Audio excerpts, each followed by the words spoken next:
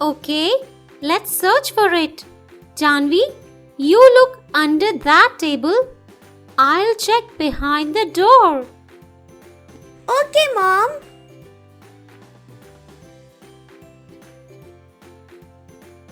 Then, Janvi, look between these two chairs. Oh, I got it, Mom. The doll is between the chairs. Janvi, did you notice how I used prepositions in the sentences I just said? Yes, Mom. Like under, behind, between. Great observation, Janvi. A preposition is a word usually followed by a noun or a pronoun which shows how they are related. In, on, before, under, behind, and between are prepositions. Yes, Mom. Last time you told me about prepositions. Sure, Janvi. Prepositions tell us about position, place, and time. Can you give me some examples?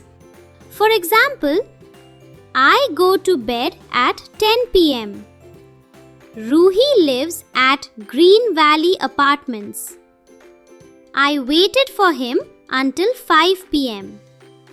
Now, let's practice some more prepositions together.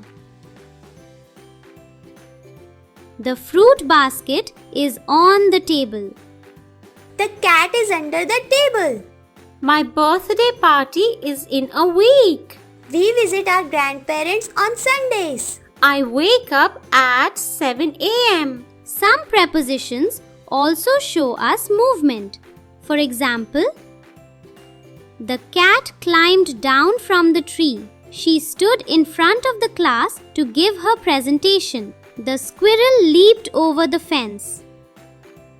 The children played near the river bank. The rabbit hopped into its burrow to hide.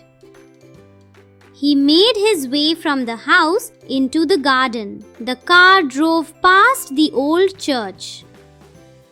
The puppy ran around the backyard, chasing its tail.